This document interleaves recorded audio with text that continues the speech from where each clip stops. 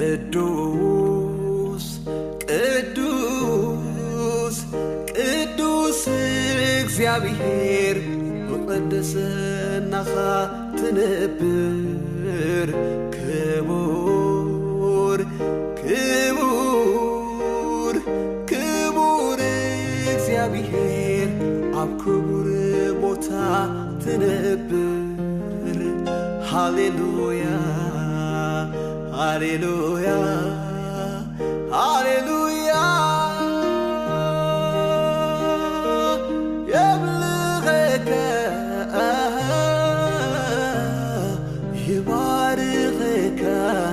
يسوع السيد لك بفتاوي أجزاك يبلغك يبارك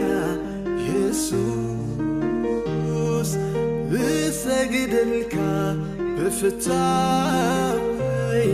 بجزاك